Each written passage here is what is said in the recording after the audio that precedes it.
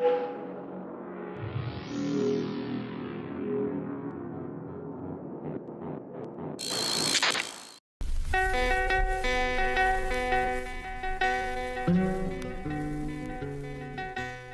1953, chairman of the USSR Joseph Stalin died. In the following years, Nikita Khrushchev would eventually assume power, and in 1956 he shocked the world by denouncing Stalin in his so-called secret speech before the Comintern. Dope graphic to begin with, by the way, just gotta say. Bad Mouse always has dope graphics in his video. And began a process of de-Stalinization across the Union. Later that year, the Hungarian People's Republic, a Warsaw Pact nation, was having some disagreements with Soviet influence. An uprising had begun, and under the leadership of ex-NK... Is he based or cringe? I have no idea. This guy's a tanky. Yeah, this guy's a tanky. The last two videos he made 8 months ago were on me. He actually came out of retirement to make videos on me, basically. He had these videos from years ago, and then Chernobyl YouTube poop. Why'd I drop off the old video playlist? And then 2 videos about me. Didn't you call him Tanky Sargon? I think so, right? This was the Tanky Sargon thing? Yeah. The real problem is that, like, trying to argue against me is just a bad... Oh, we got him on that one. I'm willing to bet maybe a fifth of these dislikes are coming from his community. Yeah, see, it's just when you take a shot at the king, you better not miss, you know? Simple as that. Anyway, I don't think this guy's stupid, though. I actually think this guy's pretty smart. I just don't know... I wish I had a better memory. That video was 8 months ago, though. Well, let's see. Let's see. Any video can be good, you know? I'm not prejudging. AVD officer Imre Nagy, the Magyars withdrew from the Warsaw Pact. As a result of this, Khrushchev retaliated by sending in forces, along with tanks, into Budapest to crush the rebellion. And after a few days of fighting, the Soviets established control, and Nagy was eventually deposed. But in the West, many of the organized left were miffed. Such a brazen act of force, so publicly displayed, definitely caused some confusion in the established understandings that many socialists had. Oh, the coming no. months saw many splits across the continent, with those either supporting or opposing the Soviet line. The most notable of... I don't know if I would describe the military crushing of the independence movement as a visible display of aggression. What did he say? That was a very minimal way of phrasing it. Which occurred in the OG Communist Party of Great Britain, of which reporter Peter Fryer, who had been in Budapest during the fighting, was barred Trotsky? and eventually kicked out for writing in opposition to the crackdown. In light of this event, and more prominently after the Prague Spring in '68, the supporters came to be known under the pejorative tanky. Because, you know, tanks. Now that's the original meaning of the word. Importantly, it was Marxist-Leninists calling out other Marxist-Leninists. Now today, of course, that's not how the word is used. Today, well, yeah, today all Marxist-Leninists basically defend the crushing of the Hungary Revolution. So it's kind of a moot distinction these days, because nowadays, like, anyone who calls themselves an ML is pretty much, like, it fully in line with, like, insane USSR apologia. Tends to go by a variety of different definitions, and the line has also expanded to be used by a plethora of other left-wing groups, none of which ever tend to be ML. Now that's fine. Lots of words have changed their meaning over time, and it's very understandable that a small, concise word would be used as a catch-all, rather than spending hours upon hours going into detail. The problem... By the way, right off the bat, what he said is incorrect. The idea that the only people who used the term tanky as a pejorative for USSR defenders were Marxist-Leninists at the beginning is not true. The schism that happened in the West after the crushing in Hungary was significant enough that it led to condemnation of USSR apologists from many groups of lefties. It wasn't just like an intra-ML thing. It was a broader leftist a bit of discourse there. Is that the word tanky hasn't just changed, it's become obtuse. It seems that a day doesn't go by where someone gets labelled a tanky for literally any purpose. Many times when the conversation in question has absolutely nothing to do with anything relevant. If I say the word dengist, you can probably ascertain to some extent what it means. Someone who supports China, post-Deng's market reforms, as a still socialist country or something thereof. There might be some margin for error, there might even be some fightback from some of those people. still existing socialist state. And don't even get me started on real Dengism in China today. But nevertheless, in 2022, we can understand what is meant by that word as we use it. Tanky, on the other hand, is not quite as simple. You might begin by saying that Authoritarian USSR apologist, you know. It's if you support the invasion of Hungary. But like I said, unless it's specifically brought up in most conversations today, that is not what it's about. Back in my day, it was usually something about North Korea. As I've gotten older, discourse seems to have edged more and more towards the China angle. So sometimes you'll see these two words being used interchangeably. No. Whoa, wait, whoa. No. People who would call Chinese apologists tankies would not call them dengists. The kind of people who would accuse them of being tankies aren't the kinds of people who would accuse them of being dengists. Dengism is an entirely inter-left discourse term. Liberals are not out here parsing, like, dengist thought, okay? The tanky thing is a broader condemnation of authoritarian Marxist-Leninist types. This is not used interchangeably. But yeah, the term tanky wasn't literally just a term for people who defend the 1956 smackdown of the Hungary. You know, it's a broader term about, like, authoritarian apologism for the USSR and for aligned countries broadly. I don't think that's, like, overly broad. It does get overused. The term tanky does get overused. But, like, that doesn't mean it doesn't have uses, right? Like, lots of things get overused. No, I think it's fair to say that we're looking for something a bit more ideological rather than a specific event. Others might argue that it's simply Marxist-Leninists. Yeah, but sure. apart from some die-hard anarchists... There's always one. That's right. Many people will always be able to find some exception to someone for some reason. And the very origins of the term speak to an inherent differentiation within that group. At which point you just start quantifying it, and it always gets messy. It's frankly even worse if we decide upon authoritarian socialists, which, look, even beyond on-authority discourse... Oh my fucking god. Of course, immediate... The fact that his immediate addressal of this is on authority bot tells you exactly where this guy's mind state is. Absolutely. I told you, dude. On authority is one of the worst pieces of leftist text ever produced. Did you know that, authoritarianism is good because, like, liberating the slaves would be authoritarian because, like, you do things that other people, the slave owners, don't want to do. So, like, actually, authoritarianism is good. Or, like, it doesn't mean anything, or maybe it just happens, it's like, whatever, nothing means anything, you know. Thank you. Which is a fucking bore. You can't just arbitrarily add authoritarian to any specific definition and think that you've made helpfulness. Right? What? If tanky is used as a pejorative for authoritarian socialist, what, that just authoritarian is an adjective? I don't know. What? Yeah, authoritarian capitalism is the thing. Yeah, I don't know. Yeah, what's the issue with this term?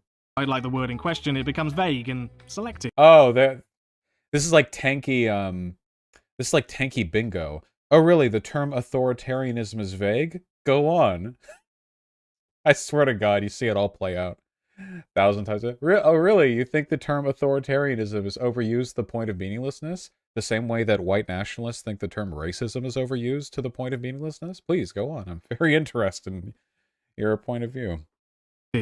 I've always wondered why supporters or admirers of Tito's benevolent dictatorship often get a free pass. Next, we might say Western leftists who make apologisms for chauvinistic... I think that's fair, by the way. People do engage in a little bit too much unironic Tito jerking for my liking. He was a piece of shit. He was just a very funny, very competent piece of shit, and he did some interesting stuff. But he was still a piece of shit, you know. Interventions that are contrary to the Leninist principles of self-determination. This one is better, but it's too contentious. Many are going to be very opposed to the idea that Leninism ever truly supported self-determination, no matter what Lenin may have said. So what about communists who believe in using force to suppress other left beliefs that may threaten party hegemony? I always find arguments like this a bit, what? Some tendencies might state that they don't want to use force, and they will point to their historic record as proof of this, but that's more because historically they were never faced with that situation in the first place, not because of ideology. To think that Trotsky wouldn't have done many of the things that Stalin did had he been the coffin bearer seems quite strange. See? Stalin's behavior was a historical inevitability. It wasn't that he was a monstrous dictator who did bad things. Just all of you, everyone would have done that, you know? Like, whatever. Like, yeah, it basically had to happen. Stalin's defense for his behavior. It is true Trotsky was also a monster. But the argument he's making right now is basically a way of depersonalizing, like hyper-authoritarian behavior. Like, oh yeah, it just happens, you know? Again, like, it's like a pejorative term to describe authoritarian socialists. He's gone over a couple of acceptable definitions here, I think. And great mannish, especially when you consider that many of Joe's ideas have their inception with Leon. Tanky is a leftist who supports the aesthetics of actually existing socialist countries. Well, yeah. That's true. Anybody who uses the term actually existing socialism is a tanky and a fascist and can be ignored. That's a little bit superficial, if you ask me. Tanky is a leftist who engages in right-wing talking points. Sure. Okay, right. Tanky is when you lie... Good counter-argument. Bad mouse? That was a good mouse argument right there. ...about land back or deny anti-white racism. Nope. I have never heard tanky used to describe... what's another definition for tanky? People who like charity and good things? Then I guess I'm proud to be a tanky. What? This is 10,000% directed at you. Yeah, probably. I'm only paraphrasing, I'm afraid. That is something that I got accused of. This, to me, is the epitome of what I've been talking He's talking about me. About with tanky discourse in the modern day. It's confirmed to me how this superficial Venn association that we use has truly destroyed any chance of practical usage. But I will be fair. The whole video is just definitions are fuzzy family references, which means you can't define tanky, so I win. Yeah, like, what he's doing right now would apply to basically any term. Marxist-Leninist? There's blurry edges at the line of that term too. Should that apply to everybody who's called themselves a Marxist-Leninist? Or everybody who studied under Leninism? Or only after Stalin officially synthesized the term? And should it apply to Marxist-Leninist Maoists? Or is that a separate term? Can you call Marxist-Leninist Maoists Marxist-Leninist? Like, you could do this, like, with anything. It's, you know, it would apply to fascists as well. Yes, and fascists do this. Key is when you do apologia for nominally leftist, or at least self-proclaimed leftist, regimes. Now that one I think at least comes to some general gist of what people might be saying. Although... Wait, what? This one is punitively vague. Apologia for any regime that's nominally leftist? Apologia for their what? For their genocides? For their tax plans? For their housing initiatives? Why is this one so vague? Let's not lie around and ignore that some states certainly get more of a pass than others. That remains, it took so long to get here. More of a pass. Belarus, China, DPRK versus Vietnam, Venezuela, Cuba. I agree. I can't think of anything Belarus, China, and the DPRK have ever done wrong. Let's move on. Than others. Belarus, by the way, nominally leftist. Just throw Russia up here, you know? That remains, it took so long to get here, and with so many different interpretations, I've often found people can say that this is the definition right now, but suddenly switch whenever it becomes convenient. And as a newer, younger generation of leftists enter the fray, I've found that the word is evolving into a much more generic group signifier that pigeonholes people far more. That's dude, that's crazy. Okay. Isn't it funny how everything he's doing right now, we've seen conservatives do with the term racism, right? Like, you have a term with a very broad definition that does get used in a lot of contexts, but still holds a lot of definitional utility, where rather than answering for or defending any specific set of concepts, he's rather trying to argue an implicit defense of those concepts by arguing the term used to name them is useless. Huh? If you can't defend the genocides, he thinks, maybe we can make people stop listening to people who use the terms that refer to people who defend genocides. Than one of any actual substance. So much so that some people are... You're kind of reaching? No. This is really common. If you were within arm's reach of this man, you could slap some sense into him in a second. Get a proper definition out of him. This, semantic, jerking off is done by people who are trying to delegitimize the terms that are used to name them for their bad behavior. Often shocked when they discover that someone with one view from the pie doesn't hold the rest of them. Guess people aren't just one thing. Say what you want, that's not a good outlook. And it's not helpful to a good discussion either. No term that broadly describes a group can work because people within that group might not all literally share one brain, I guess. Oftentimes it's simply used to shut people down, and you know it, be that for very understandable reasons, but term just used to shut people down. Dude, literally, this is one for one what I see from the fashy videos about how racism doesn't have a definition. Literally. You guys remember the shit from Crowder? It's like, this term doesn't have a proper definition. It's just used to shut down discourse. It's a thought-terminating cliche. Tanky is a code word for anti-socialism. Also for the opposite. So that's my general thesis. Colloquial or not, it's an overused word that hinders discussion because it's used so arbitrarily. At least, that is probably where I would have stopped if you'd asked. Wait, really? At I wonder if there'll be a follow-through on that HelloFresh bit. least, that is probably where I would have stopped if you'd asked me some years ago. Oh. However, I'd now like to ask, just because we can't quantifiably pinpoint what a particular word is, even if the use of that word is detrimental, does that mean that such a thing doesn't exist? I don't think so. Okay, wait, hold on. I don't pre-watch. I respond to the video as I watch it. Go ahead. From my general experiences online, and especially now after recent events, I'd be dishonest if I said I hadn't seen a general average of sorts. After all, whilst these are all different definitions, they are all pointing towards some general thing. It would be uncharitable of me to ignore the phenomena completely, just because you couldn't come up with a firm definition, or due to the prevalence of unhinged takes. I'm sure that you right now could come up with a few words of your own that you could say very similar things for. It doesn't make us chuck out the baby with the bathwater. Any shop around on Twitter or Facebook, and you will find the nature of what people are referring to, and it's very easy to see why many people would appoint them this label. Oh, Jesus, get it away. To call this behavior an online thing would be cutting it short. We all know the dumpster fire that was CBGBML, and fight racism, fight imperialism isn't far off this sort of thing either. I'm not firmly decided on what that thing is, but it's a good excuse for a video. And in my observations, it might well go further than you think. You too might harbor similar tendencies. So let's have a look. You might remember this. Hold your gosh darn diggity darn horses, guys. I'm always here to be impressed. Yes, I am. Partner. Meme popping up from time to time on the internet.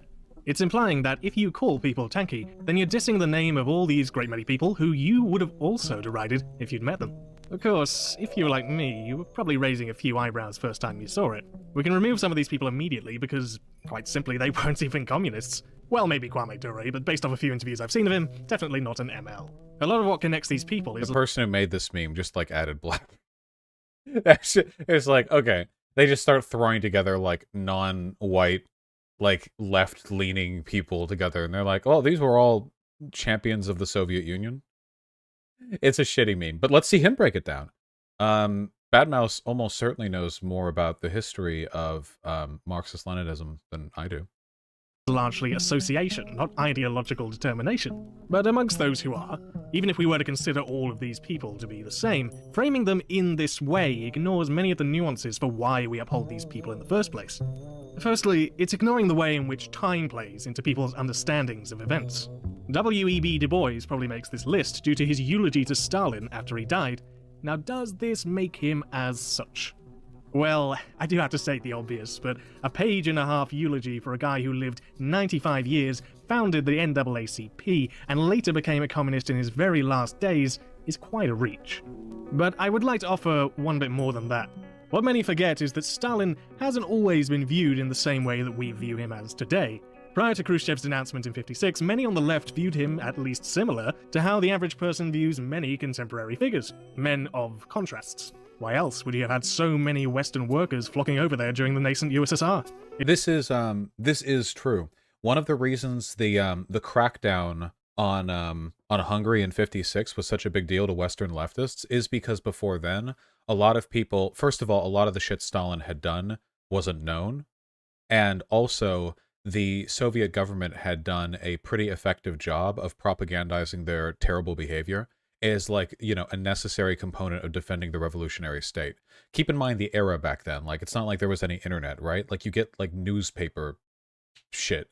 And in America, during the McCarthyist era, would you really trust any info coming out of like an American news publication? Like, think about it. Think about being a leftist in the 50s, and you know that over in the Soviet Union, there was a real leftist revolution that actually succeeded. And then, like, during the McCarthyist era, you, like, open up a newspaper, and it's like, Uncle Sam quakes in terror, you know, Soviet spies robbed the nation. And you're reading this, and you're like, okay. And credit where credit's due. It's not like they didn't lie like crazy back then over here. So back then, like, there was a much more favorable attitude towards Stalin, I think. Keep in mind, even Camus, like, this is what split Sauter and Camus. After 56, Sauter continued to defend the Soviet Union, and Camus denounced it. Albert Camus, the philosopher. But, like, Camus...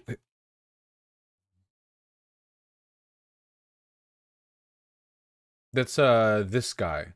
A cool philosopher. This guy is, like, mega freedom-loving. Like, can people in chat confirm that Camus is, in fact, the most freedom-loving dude? He's very, very in love with freedom, right? This guy was basically a defender of the USSR and Stalin through 56. I mean, Stalin was dead by the time this guy denounced the Soviet Union. Like, anarchists like this guy. Just to keep in mind, like, things back then were not the way things are right now when it comes to understanding of Stalin. A lot of our understanding of Stalin has come from declassified information after the fall of the Soviet Union. It's one of the reasons I'm always willing to be, like, way more charitable to figures back in those days when it came to their perception of authoritarian leftists.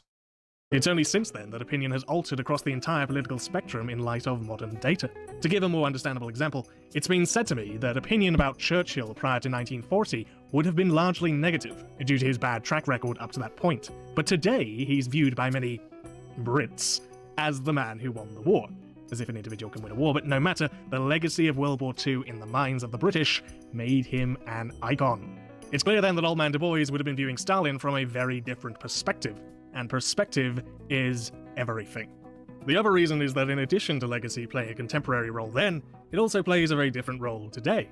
Whether these figures were right or wrong, they ultimately stand as something far more than simply their individual views. They represent for many a time and place in history that is higher than them as people. Che and Fidel were not great people because of their views on the Politburo. They were great people because they were Che and fucking Fidel. They, along with their cadre, took Cuba, for Christ's sake. They would not be so celebrated in history today if they had constantly failed miserably with nothing to show or learn from it. Che, in particular, is a universal symbol of revolution. But even though that's more due to lax copyright, it speaks to Che's character that he wasn't content to simply stop at Cuba, but went on to Central Africa and later Bolivia to continue the revolutionary struggle. It's the zeal, spirit, and determination. Guys, you can't soy it. Che Guevara. It's Che Guevara. Come on. Yeah, so Che and Castro were both mega cringe. Obviously, in retrospect. But again, at the time, they were like active, successful revolutionaries, you know? Batista overthrown in Cuba, like he continued the work out there. It's so much shit, you know, it's, in retrospect, this is great man theory. No, it's just that, like, your perspective on people who later go on to do a lot of bad stuff really changes when you're only getting your news through newspapers, like once a week, and they're active revolutionaries that are, like, literally winning, you know? Like, that will definitely affect your perspective, you know? Che wasn't as cringe as Castro. They both had unique flavors of cringe. I'm not getting into all this. That people venerate him for. Nobody really cares about Folkismo in this day and age, and neither do they his views on the Kremlin. If you want his views on that, then they're decidedly critical. Yes, even these guys were very capable of doing just that. The same goes for Huey and Hampton. Their life's work was actually engaging in line struggle, and just to hammer this point home once more, look at how old they were when they took up their highest positions. I want that to be a sobering thought. These people's places in history is represented by just a few years after adolescence. I'm afraid to say that Juche Joe97 on Twitter arguing about the nature of the Moscow trials just really doesn't compare. You are not the Black Panther Party or the Red Brigades. Aw. You are not RAF. You are not the Black and Ghana Gang. These people actually did stuff. They actually made history. I do think this is a critical argument. When I say tanky, I never mean Stalin, right? Like, for me, a tanky is a modern person now who defends those things. You know, I wouldn't like go into China and be like, actually all these CCP people are tankies. I refer to the apologists, you know? I do think the context's a bit different when you're actually like people at the levers of power or at the levers of history, especially back in the time. You know, obviously the Black Panther Party is mega based. I was super into them, blah blah blah.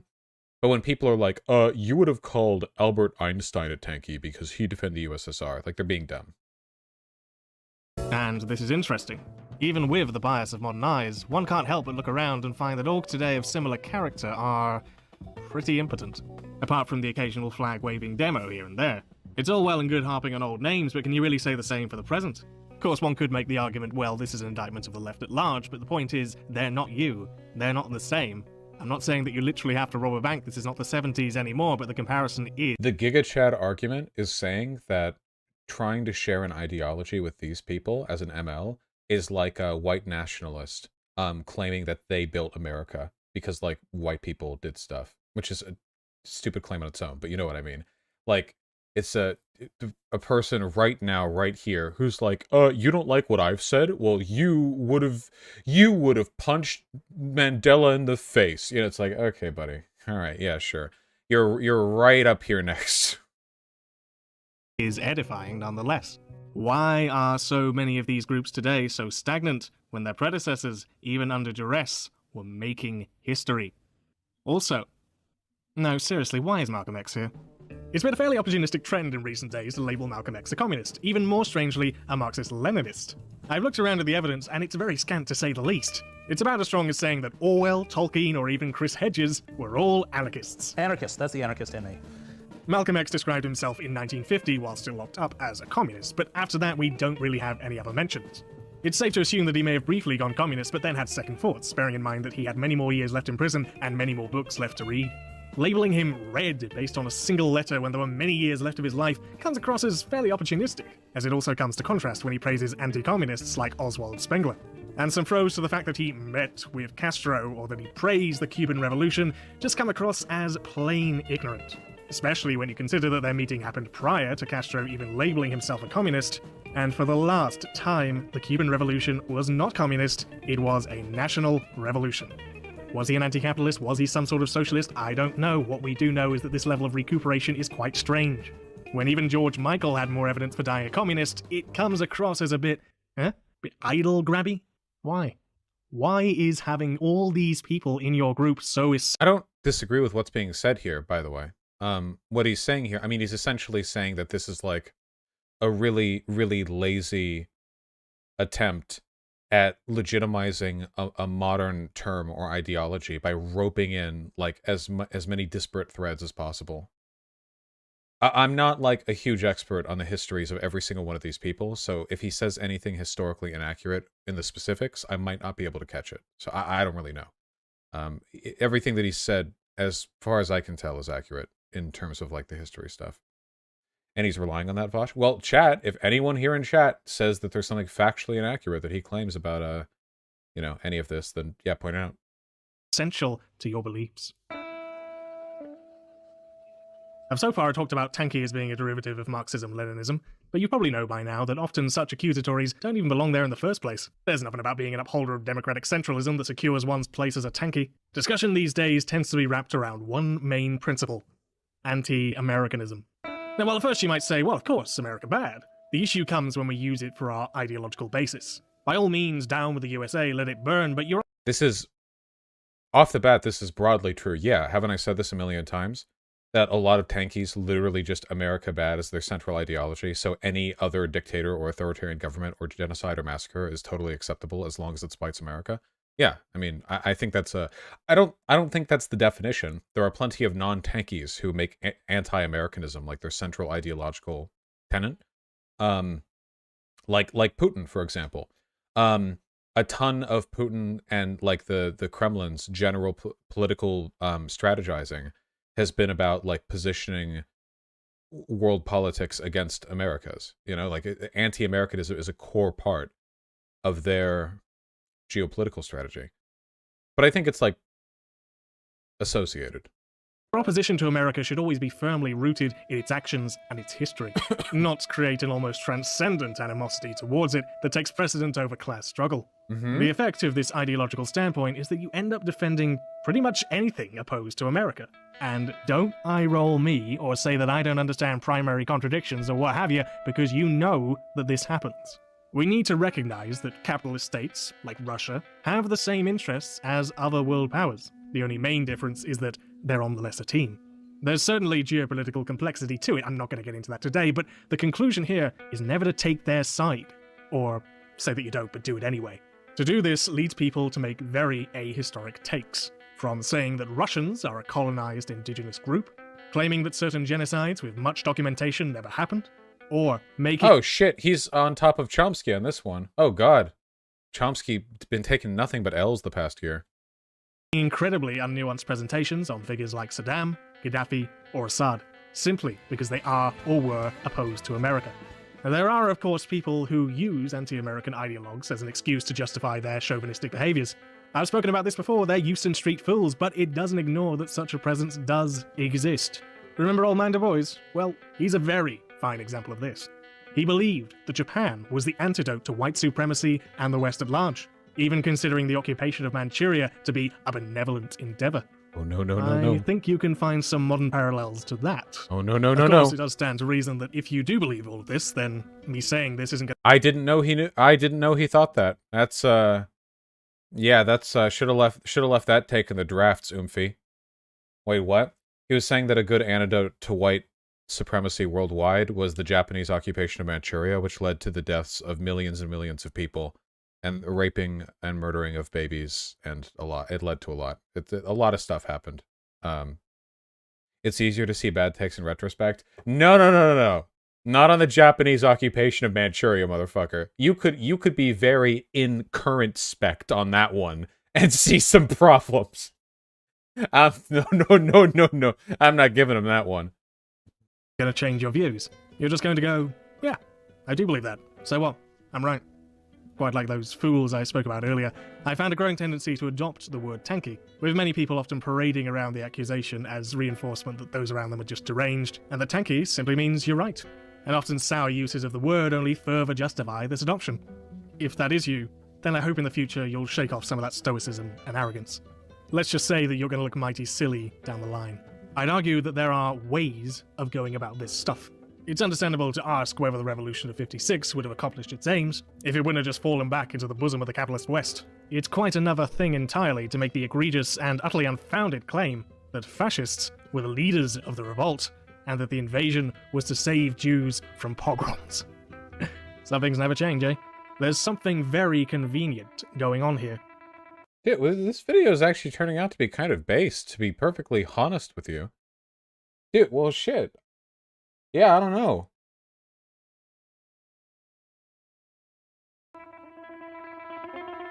When we talk about a subject like the Soviet-Afghan War, the general narrative is that the PDPA government were the noble good guys, bringing in all those good reforms against the evil conservatives who were funded by the CIA.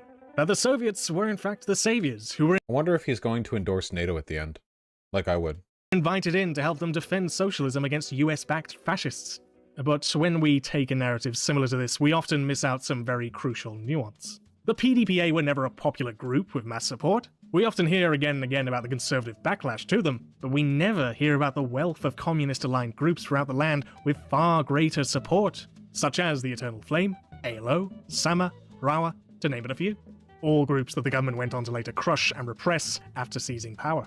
I do not understand how these videos have such high production quality. These videos have the production quality of like a PragerU video, but they're 5 times the length. What channel is this? Bad Mouse. It ignores the warring factions within the PDPA itself, which when you look into it creates almost, I'd argue, contradictory statements when it comes to defending the party. It presents the Mujahideen in a myopic and ahistoric lens as a monolithic Islamo-fascist entity, and it also ignores that the remaining progressive groups in Afghanistan to this day, including the Communist Party, revile the PDPA with a passion. It's not a coincidence many believe them to be communist in name only, with many of them joining the Taliban later on. But modern discussion tends to ignore all of this in favor of a much more streamlined approach. If America condemned it, then the other side must be good. Some even going as far as to condemn the popular grassroots groups for not falling in line, I guess. The defenses of all of these interventions is especially bizarre, seeing that they took place during the so-called revisionist period of the Soviet Union, when they were perfectly fine coexisting with capitalism and were no longer pursuing socialism in any meaningful manner. Okay. I don't think they ever were, but I'm on an agreement track here, so I'm just gonna... I think whatever the Soviet Union was, I think it got closer to socialism the further from Stalin it got, just because of how far they were away to begin with. Why? Surely 30 years onwards, these are the topics that you should be most willing to criticize. Now, with all that being said, I'd like to now bring us back and say that for whatever problems do exist, and there are many, there are some undeniable points to be had surrounding this that are worth engaging in. There's a documentary that flew under the radar a few years back called The Propaganda Game. It's a North Korea doc, but it separates itself from the more bland and generic secret inside North Korea ones that you see everywhere these days. Instead, the team does what every good documentary should, provide some novelty. The film focuses much more on the topic and theme of propaganda, how it influences us, how none of us are immune no matter what country we may live in, and how difficult it is to discern truths from untruths because of it. It's a very confrontational doc, and it was a pretty influential piece of work for me as a new socialist at the time. At least it definitely toppled a few of my previously held ways of understanding things. Why do places like the DPRK get such a spotlight in the West as this Dr. Evil-style maniacal hellscape? But similar autocratic nations like Turkmenistan go radio silent. That is a perfectly fair point. Turkmenistan is insane. I mean, a lot of it comes down to the nuclear fearmongering that North Korea does. They also share a border with South Korea, which we kind of helped create during the Korean War. So, like, we were more involved in the circumstances that produced North Korea. But in terms of, like, just how fucked the country is, Turkmenistan, I think, is, like, right up there, you know? We definitely do over-fixate on the DPRK because we get to point at it and go, like, see, look, this is what communism is. And it's an ideological framework that's, you know, desirable to us. You guys might note that over the past few decades, American media attention has never really been drawn towards fascism as a concept, right? Like, you have communist North Korea and Islamicist, you know, like Saddam Hussein, ISIS, you know, like the Taliban in Afghanistan, you know, rarely do we sort of construct ideological opposition to fascism. In fact, we don't really anymore. The media will prattle on and on and on about the harm of oligarchy, of communism, of Islamicism, of religious extremism. But can you guys remember a time when we had a multi-month media cycle about, like, some particular explicitly fascist government or group that we were attacking, referring to it as fascist and criticizing fascism? It's interesting how they'll call Saddam Hussein an authoritarian and not a fascist, but they'll call Kim Jong-il a communist rather than an authoritarian. You understand? I think that's a point worth pointing out. Well, the GOP characterized Obama as Hitler. Okay, that's true. The Republicans have been consistent in their opposition to Obamaist fascism. Obamaist fascist Islamicism. There we go. What are the conditions that led North Korea to become how it is today anyway? What are the financial implications of some of the defectors? How can we use that to understand things a bit more clearly? Now, over time, I've found that these are the questions and discussions that I would like to have. I think it's frankly the discussions that a lot of us would like to have, more now than ever, They're just so much more meaty and productive. If you're turning away from these questions on the basis that they're tanky points, then you're buying into a terrible gambit, and you're going to look mighty silly down the line. Questions like that, I think, are a valuable piece of insight that can give us... So I don't think there's anything wrong with asking those questions. It's just oftentimes people will ask those questions because it allows them to avoid other questions. So, for example, are there a lot of North Korean defectors who are paid to lie about their experiences in North Korea in order to fuel an ongoing propaganda war against North Korea? Yes. I'm pretty sure that's been proven. However, like, is what's going on in North Korea still fucking horrible? Yeah. So the problem is, like, if you're like, yeah, so North Korea is terrible, and someone's like, okay, then why is there this evidence that so-called defectors from North Korea have lied? Like, you're not just asking the question, you're also drawing attention away from another, also very important question, you know? So there's nothing wrong with asking these questions, as long as they're not being used to deflect. Yeah, exactly, Sucked on Life, right. It's not just the question, it's how the question is being used. What purpose does its deployment serve? Grander examination into our own government's priorities. And at the very least, it's a whole lot better than, look at this person, they have no food.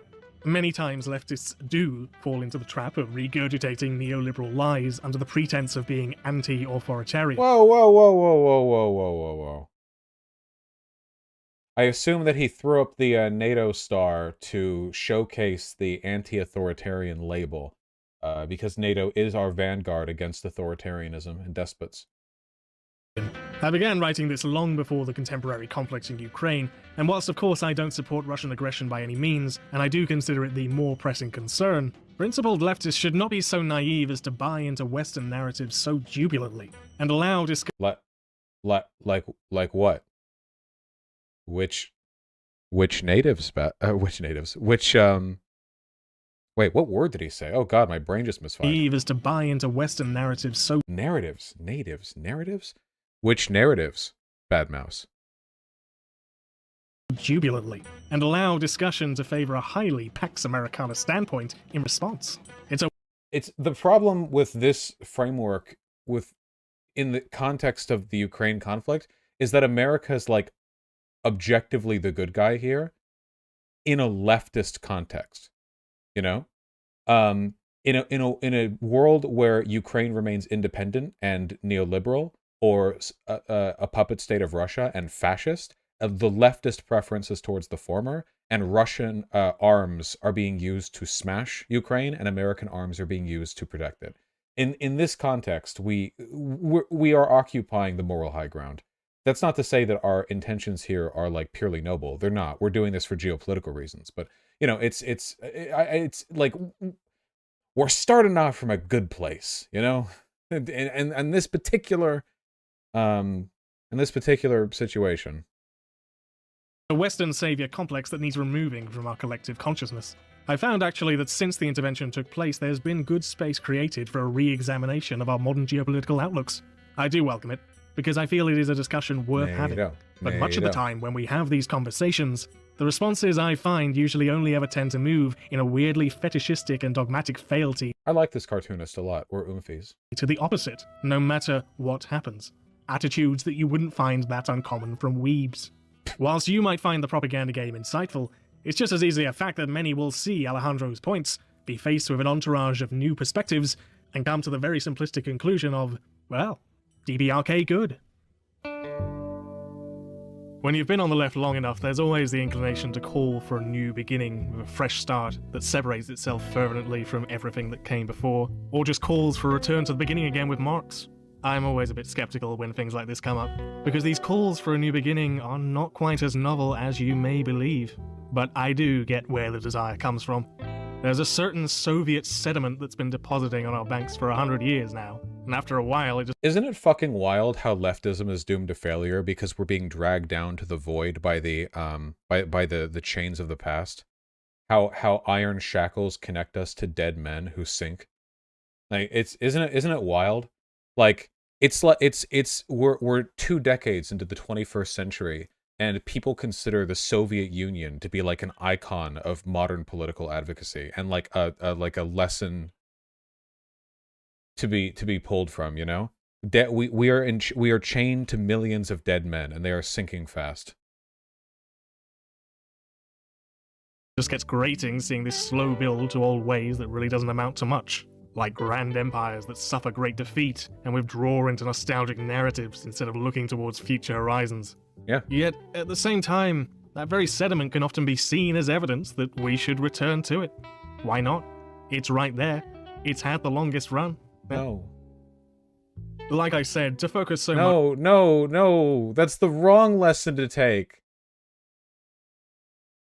We're looking at like a collage of failed socialist experiments. Why would we look at this and go like, yeah, there was never anything good. Minor gains for massive losses. I don't think he's endorsing it. Is he not endorsing it? It's like he's advocating to swim down. Maybe he's going to follow it up. Maybe this is like the first thing. Hold on. And can often be seen as evidence that we should return to it. Why not? Swim up. It's right there. Swim it's up. had the longest Swim run. up. Yeah.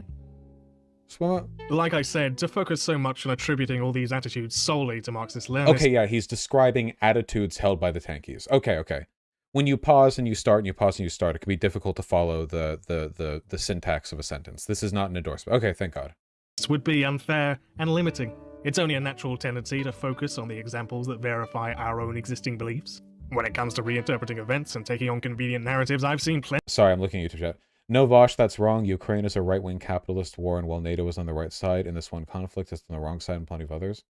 Well, NATO's not even officially involved in this conflict, but like there's only been a couple of military actions NATO's actually directly participated in.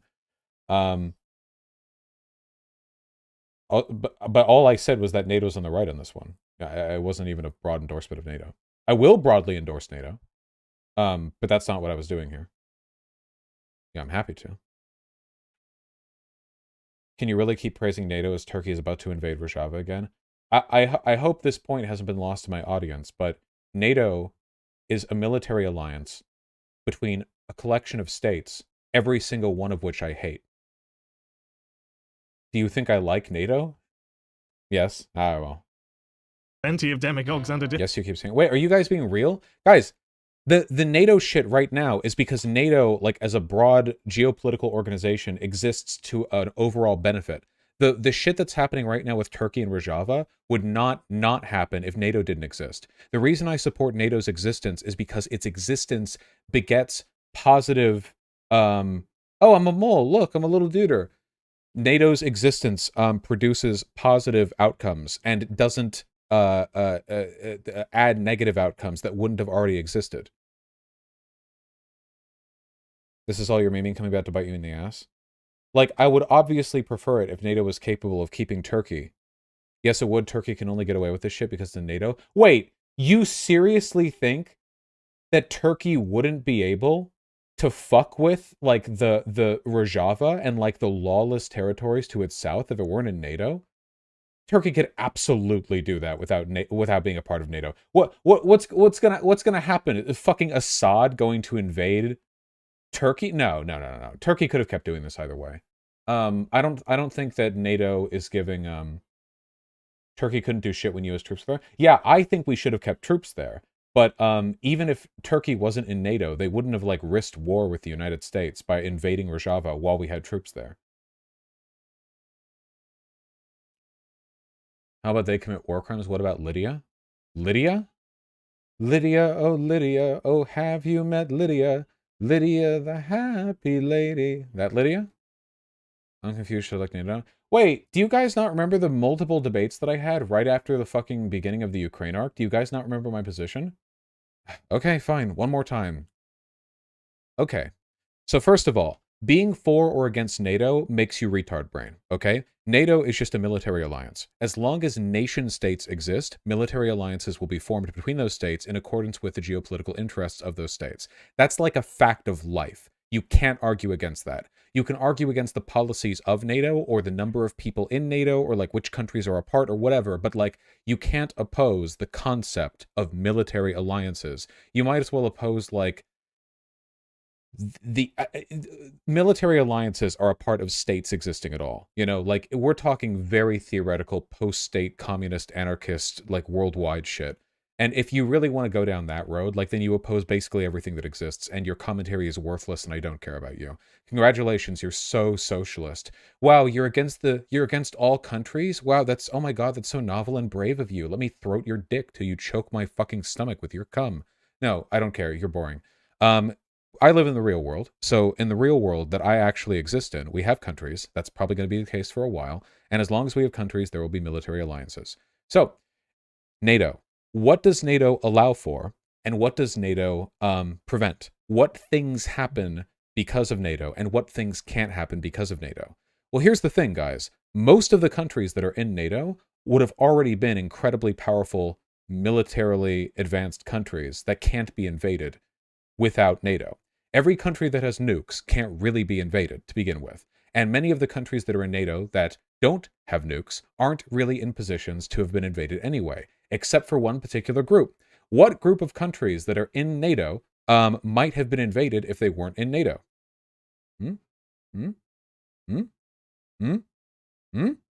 Hmm? Hmm? Eastern Europe. Latvia, Lithuania, Estonia, Poland, and, if we lived in a different world, it would have been Ukraine, wouldn't it? Countries that used to be a part of the Soviet Union. Because Russia has demonstrated it is fully willing to just fucking conquer these countries, the existence of NATO allows for these people to be protected. Tens of millions of people protected from fascist invasion by Article 5. I think that's a good thing. And that's something that can only exist because they're a part of a military alliance that shields them through their allegiance with Western Europe and America, NATO. As for the bad things that NATO has produced, I think in most cases, the stuff that has happened because of NATO would have happened anyway, even if all of its constituent countries did not share a military alliance, though I don't know why it wouldn't. NATO engages in offensive wars all the time. No, it doesn't, and you're stupid. You can look out which engagements it's been in. NATO has provided support for existing military engagements, and it's done special military operations that don't even constitute offensive war. Or do you think, like, the Yugoslav shit, like, is that an offensive war, stopping a genocide? Are people conflating NATO with the IMF? No, people are conflating NATO with every country that's a part of NATO. They don't understand the difference. They think that, like, when they say abolish NATO, do they think Western Europe is going to sink to the sea? Countries in NATO do wars all the time? Yes, countries in NATO do plenty of military conflicts, but not because they're in NATO. America is perfectly capable of handling Iraq and Afghanistan with or without NATO. Do people really think that if it weren't for NATO, America wouldn't have gone into Afghanistan? I've seen people who actually argue this. They're like, oh, well, if it weren't to, like, yeah, like America would have been afraid of going into Afghanistan if it weren't for NATO. In all likelihood, what happened in Yugoslavia and Libya probably would have happened too, even without NATO, because it was in the geopolitical interest of constituent countries within NATO to engage in this behavior anyway.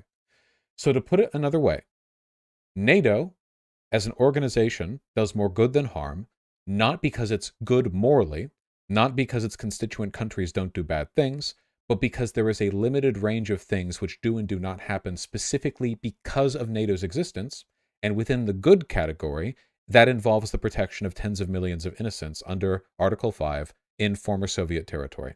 And in the bad, you have arguable edge cases where NATO may or may not have had a deterministic role in Libyan involvement. That is the argument. It's also one in which I am objectively right. I have argued with many people on this. You are all wrong, and I am so sorry. So sorry. Think about it for a while, huh? Yeah? Well. Notice that people bring up the Iraq War in these convos about NATO, even though NATO wasn't involved. Yeah, because they don't really think of NATO. They just think of, like, when they hear NATO, they think the West. And when I say NATO does more good than harm, they think I'm saying, like, the West is a force for good broadly, but that's not what I'm saying. What are the comments like on the Bad Mouse video? Well, we haven't finished the video yet. Canada, the UK, France, Germany would not have been involved directly. They were only because of geopolitical. If you seriously think that, like, what happened in Afghanistan was like a NATO thing rather than an us thing, then you're delusional, okay? There's nothing that I can do to fix the way that your brain is wired, but people on the left think that like NATO is the vanguard of Western imperialism. It's not. In fact, it's borderline irrelevant. Western imperialism is done through the World Bank and the IMF. We force favorable economic conditions on developing countries and then invest heavily with our private enterprise in order to make these countries permanently dependent on Western involvement. That is how we do imperialism. Countries that are in NATO ask to be in NATO. This is not the vanguard of our imperialism. You can say that NATO is a vanguard of our geopolitical strategizing, but imperialism isn't just when two countries get along. If it was, then all geopolitics would be imperialism, which, I mean, if you want to use a definition that broad, I guess you can, but it's not. Lefties hyperfixate on NATO because they've been subjected to literal decades of Putin propaganda. That's it. If you have problems with NATO, that's fine. But this idea that NATO is like the evil vanguard of Western might is something that is pushed by Russia because Russia wants to disseminate hatred of NATO within NATO countries in order to get them to pull back to their post-Soviet Union collapsed borders so they can continue their invasion westward. Literally, that's it. If you guys want to find out where this like insane hyperfixation on NATO has come from, it is very clearly a product of like Kremlin disinfo that has been disproportionately emphasizing its involvement.